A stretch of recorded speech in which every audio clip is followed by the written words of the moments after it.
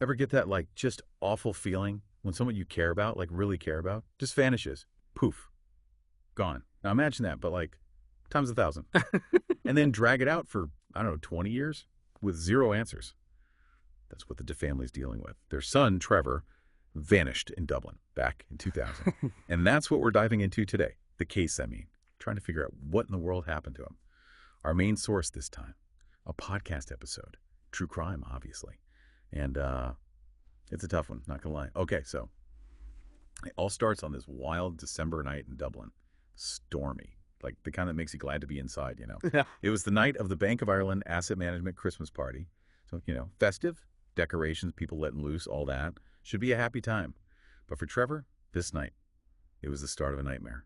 One that still hasn't ended. Lucky for us, we've got an expert here to walk us through all the twists and turns. Yeah, it's a case that really gets under your skin, you know. Young guy disappears.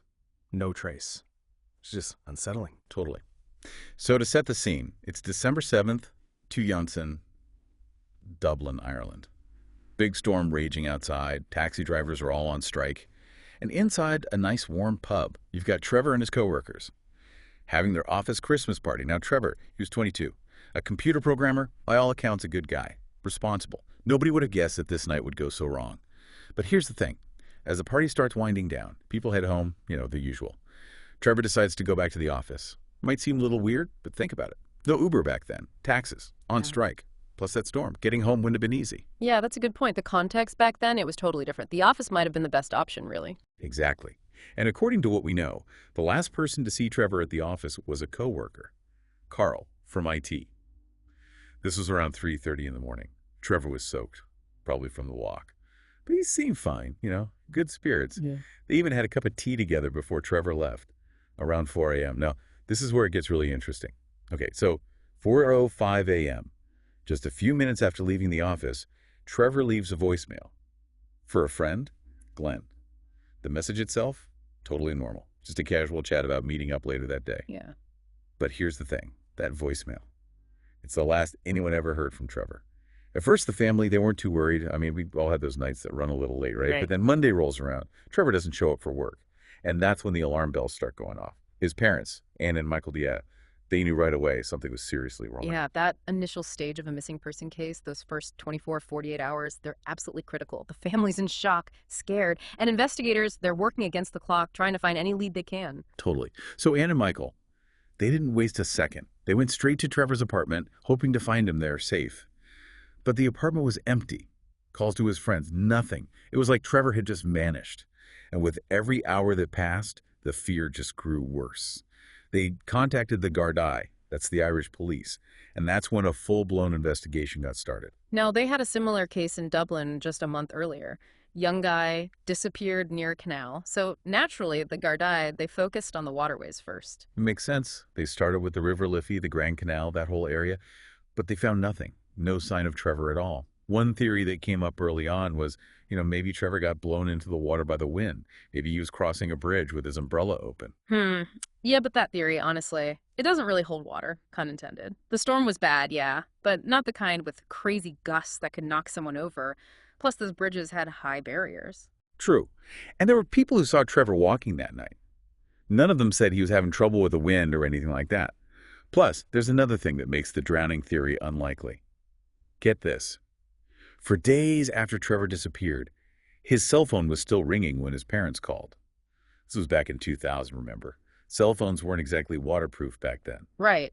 A phone underwater, especially back then, it wouldn't have kept working for that long. No way. Exactly. So as the investigation went on, the drowning theory, it just became less and less likely. They started looking into other possibilities, including foul play. And that's when they found out something interesting about Trevor, something that seemed totally unrelated at first, but ended up being pretty important. A trip to Alaska, just a few weeks before he vanished. Ah, yes, the Alaska trip. That's a curious one. It is, right? Yeah. So it turns out Trevor had this online crush on a girl who lived in Alaska. And his friends, they dared him to go visit her, surprise her. Now, from what we've heard, the girl, she wasn't exactly thrilled about the idea. She told Trevor she was busy with finals and that wasn't a good time. But Trevor, well, maybe he was a little blinded by, feelings. He went anyway. Classic case of youthful impulsiveness, huh? For sure. And of course, it made investigators wonder, right? Did something happen in Alaska? Could it somehow be tied to his disappearance back in Dublin? Now, international leads in these kind of cases, they can be a real pain. Time-consuming, hard to separate fact from fiction, and in the end, the investigators ruled out Alaska. They didn't think it was directly connected, but still, it added another layer of mystery to an already strange case. And then, a real breakthrough. Pure luck, really. A twist of fate that changed everything. He was one of Trevor's friends, Conleth. He worked for a company that sold CCTV equipment. And he had this hunch. He knew that security footage, it doesn't last forever, they erase it after a while. So he started visiting places where Trevor might have been that night, hoping to find something, anything, before it was gone. And thank goodness he did. Because at the Bank of Ireland on Baggot Street Bridge, not the same one where Trevor worked, just to be clear, he found it. A crucial piece of evidence that was this close to being erased. Yeah. That right there. Textbook example of why you got to explore every angle. You never know, right? A friend's hunch, a last-minute check of some security footage, it can crack the case wide open. Absolutely. And in this case, that CCTV footage, it became the centerpiece, a window into what Trevor did after leaving the office. And what it showed was both fascinating and super creepy.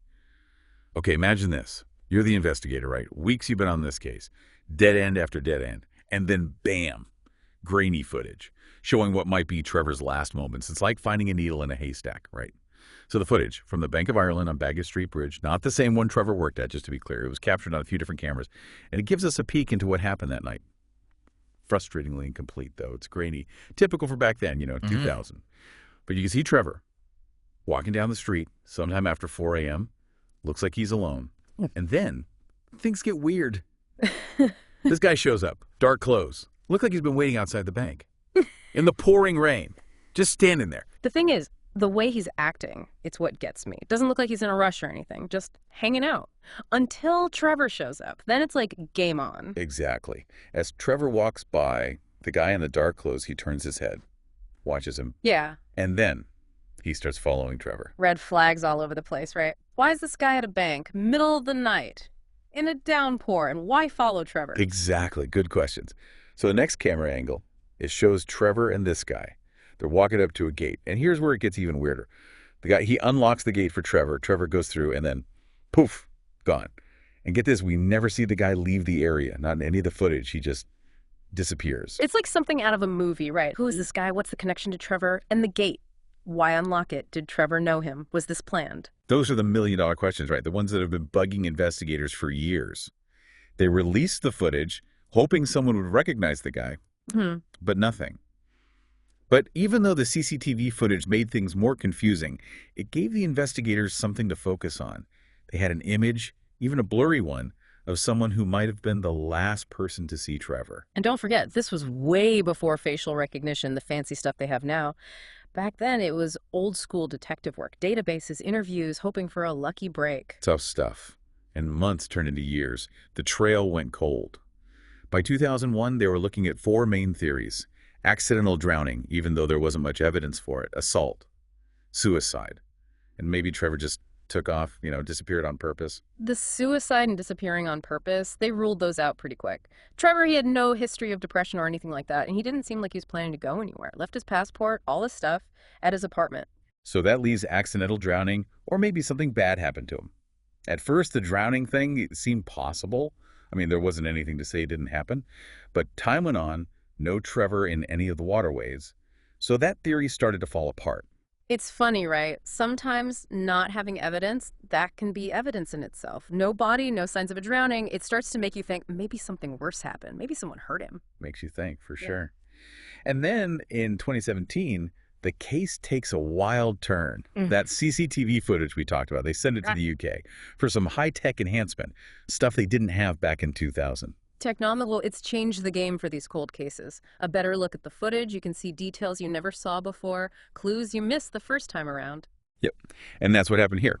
The new footage, it gave them a much clearer view of the guy in the dark clothes, made them even more suspicious. They went public again, asking him to come forward, thinking he knew something. But silence. The guy never showed. And then, out of nowhere, boom, a bombshell. A confidential informant comes forward, claims to know where Trevor's buried. A big plot of land in Chapelizod, just outside Dublin. Confidential informants, they can be helpful, yeah. But you gotta be careful. They've usually got their own reasons for talking. Can't always trust them 100%. Right. So this guy, he says Trevor was murdered. Shot, maybe. Drug deal gone wrong. He even names a suspect. Career criminal. Known for smuggling drugs. Yeah. Interesting information, right? But also pretty sensitive. This informant, he didn't want the reward money. There was a €100,000 reward for info about Trevor. The guy just wanted to get it off his chest, you know? Maybe he felt guilty or wanted justice for Trevor. Who knows? So the Gardaí, they take this new information and they launch a huge search of that property in Chapel Lizard. Yeah. And guess what? They find stuff. A gun, buried, and a whole stash of drugs worth over €80,000. But Trevor, nowhere to be found. The gun and the drugs, even if they weren't connected to Trevor directly, it adds another layer to this whole thing. Organized crime? Maybe. And Trevor, maybe he stumbled into something dangerous, something he didn't even know about. Scary stuff. Definitely creepy. But even with all that, they couldn't connect the gun, the drugs, to Trevor's disappearance. The informant's story, it was interesting, yeah, but they couldn't prove it. Was he telling the truth? Was he messing with them? Nobody knew. The mystery just got deeper. Rumors started flying. Some people said it was the Crumlin mob, a big crime family in Dublin. Others said Trevor found something he shouldn't have, something powerful people wanted to keep secret. Happens all the time, right? No hard evidence, people start filling in the blanks themselves. Wild theories. The important thing is to stick to the facts, even if there aren't many. So true. And with Trevor, the facts were in short supply. But then, a twist. Remember the guy from the CCTV, the one in dark clothes who followed Trevor, unlocked the gate? Well, in December 2023, over 20 years after Trevor vanished, they finally figure out who he is, and guess what? He had nothing to do with Trevor's disappearance. Talk about a letdown, right? Years they spent looking for this guy, thinking he was the key, and it turns out, dead end. Total bummer. Turns out the guy, he actually talked to the Gardaí early on. He had a good reason for being at the bank that night, for unlocking the gate. But somehow, that information, it got lost, buried in a pile of paperwork. It just goes to show, right, keeping good records, that's crucial, especially in these big, messy cases. So many details, it's easy for things to slip through the cracks. Tell me about it. This guy could have been cleared years ago if they just kept better track of things. It's frustrating. And it makes you wonder, what else did they miss? But here's the thing that's really frustrating. The guy from that third CCTV camera, he's cleared. But the guy from the first two cameras, the one who waited for Trevor, followed him. He's still a mystery, still out there, a ghost from the past, a witness to something we may never understand. So, where do we even go from here, right? We've got a million questions, no answers. What happened to Trevor after he walked out of that camera shot? Who was that guy waiting for him, the one they still haven't found? Was Trevor just in the wrong place at the wrong time? Or was it something planned, something darker, maybe connected to those gangs everyone keeps talking about? It's a lot, right? And can you imagine what Trevor's family's going through over 20 years of this? Not knowing, just hoping, praying that someday they'll find out what happened to their son. You gotta admire their strength, to keep going with that weight on their shoulders, never knowing for sure. It's just, I can't even imagine. I know, right? It's a reminder that hope, even when things are this bad, it can keep you going. But this case, it goes beyond just one family's heartbreak. It makes you think about how these investigations work, or don't work sometimes. How do you solve a puzzle when half the pieces are missing? And all this technology, all this progress, it still can't answer every question. Yeah, it shows you that even with all the fancy tools, some mysteries, they just might stay mysteries forever. And that's tough, especially for the people who need those answers, to find some peace. I hear you. But even if we don't get all the answers, there's stuff we can learn from this, right? Like keeping good records, being organized. I mean, think about it. That one witness, they wasted 20 years because of a paperwork mistake. Exactly. And don't underestimate the public, Sometimes all it takes is one person, one memory, one little detail, and boom, the whole case changes. It reminds you that we can all do our part, help bring justice to the people who've disappeared. That's so true. So anyone listening out there, anything at all you remember about Trevor D, even if it seems small or unimportant, call the Gardaí, okay? Your number is 01-666-9000. There's still that reward, €100,000, for info that helps solve the case. But even beyond the money, think about what it could mean for Trevor's family. You might have that missing piece, the one that finally tells us what happened to him. That could bring them some peace after all this time. So we've come to the end of our deep dive, and I got to say, I feel for Trevor's family. And this whole case, it makes you realize how hard it is to find the truth sometimes. And that one question just keeps coming back to me. Will we ever know what really happened to Trevor D?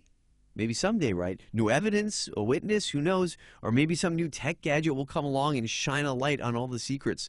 But until then, Trevor's story, it reminds us how fragile life can be, how important hope is, and that we should never stop looking for the truth. Thanks for joining us on this journey, into the heart of this mystery. Hopefully it got you thinking, made you want to learn more about this case and others like it. And if you're hooked on these stories just like us, hit that subscribe button for the deep dive. We'll keep bringing you the most mind-blowing mysteries out there.